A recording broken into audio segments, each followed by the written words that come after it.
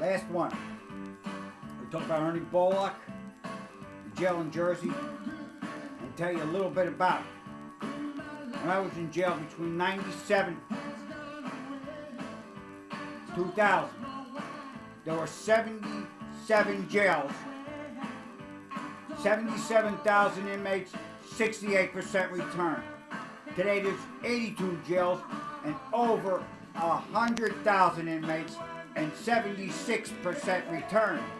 The jail out in Jersey that takes young kids that murder, what they do is they make them go to school and educate them. Just like they're in school. And they have graduation. And then their mothers come. And then they learn a trade. Everything. Landscaping, plumbing, computers, everything. And then they make sure they get a job. Now there's one kid he murdered. He was 18, he's 21, he's going to be sent home. And he's all happy. I'm going to go home, I'm going to get a good job, I'm going to make good money. Well, that jail, the percentage rate is 10%. Understand. So he cost the state $150,000. He stays in jail 20 years, that's $1 million. Capiche? Most inmates, when they leave jail, they leave with $40, a bus pass, and probably going to a halfway house or shelter and on parole. Try getting a job when you're on parole. Pretty tough. 76% return. And yes, there are some guys that you never get out of jail, but there's a lot that deserve a second chance. People thought it was wrong to educate and get a college education. Well, Ernie Bollock, Tina Turner's a Bollock, and he told me he's related to Tina Turner, and he told me you don't tell many people that. And he told me too, when you get to where you're supposed to be, Tom, you make sure you tell them Ernie Bollock knows how jail should be run. And I promised him I would. Ernie was a Vietnam vet. He told me it was bad, man, where he was. He had to walk through minefields. He was on drugs. He told me he ate worms, seen some bad shit. Came home, and 3 guys were messing with him. So he killed 2 of them and hurt one real bad. He got sentenced 50 years. And he told his lawyer he wanted to divorce his wife. He didn't want nobody to know where he's going. He's going to do this on his own. Somehow his wife found him. The first thing she did was smack him and told him to death do us part. A vet seen something wrong with Ernie's bid, got it down to 25 years. And it was 27 years later before Ernie was going to the board for the first time, and they sent me to Attica. So I don't know if Ernie made the board, and I pray he did. He was a good man. But Ernie used to make custom horse saddles. And when I was with him, he was into the stock market. And he bought his wife a nice house in Rochester, and he put his kids through college. Now, and he ran Friday night Bible study, and he knew that Bible, and he'd always say, all things possible with God. Now that's a man I believe deserves a second chance. Ernie was a good man. And the judge, Mary Smith, my mother ran into her at a party, a fundraiser party. And she told my mother, I knew your son was sick, but I couldn't do nothing because of the DA. So I gave him the lightest sentence I could give him.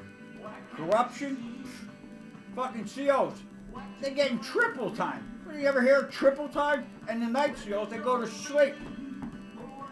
Yeah, go to sleep while they're earning triple time.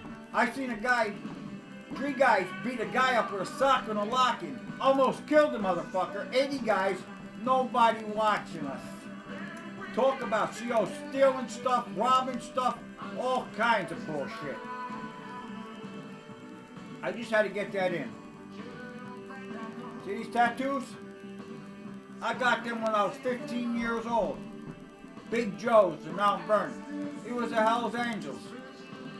And one angel named Zeke, he did the horse's head, he just drew it up and put it on me. And they were Hell's Angels. And they were business people. And they didn't scare you or nothing, they treated you right, you know? So, I just had to get that little bit in. And remember, you know, I love America, man. I really do. And what this fucking Obama is doing, man, I mean, it got a lot of us fucking crazy, man, around here, man. I mean, crazy. You know, when I was in the nursing home, there was a guy there I didn't like. And I said to my girlfriend, I know it's not nice, but God, could you please make his heart explode? About a month later, that guy got a heart attack and died. And I said, thank you, God. And his last name was Meehan, the guy that I did that prayer about. And I always tell my girlfriend, when she got a problem with somebody, would you like me to say the Meehan prayer? I'm sure there's a lot of Americans wish I'd say the Meehan prayer about Mr. Obama. Hey, you see what God did for me? I'm going to pray right now. God, you know me, man. And you know what this guy Obama is doing. Strike him down, Lord. And Joel Osteen, another man of God, he says when you pray to God, you got to yell it. Please, Lord, get rid of this motherfucker.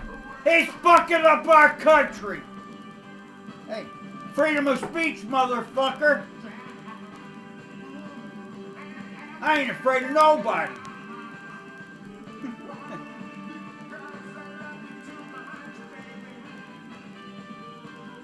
Today, believe it or not, I'm an easygoing guy. Sean Hannity, power to you, brother. He calls Obama the anointed one. Anointed one. You're a funny motherfucker, Hannity. But I love you, man. I love all you guys on Fox News. Me and my brother, we watch you all the time. But my brother sometimes says, I can't watch it. I get so aggravated. You know what I mean?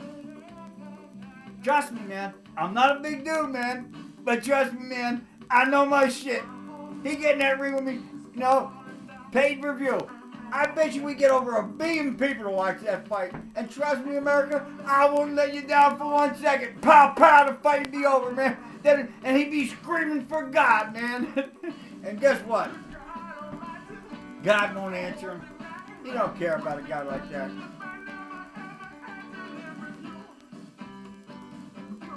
God, could you please make his heart explode?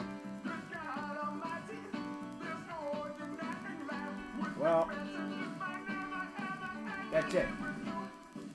I hope everybody learned a little something, you know?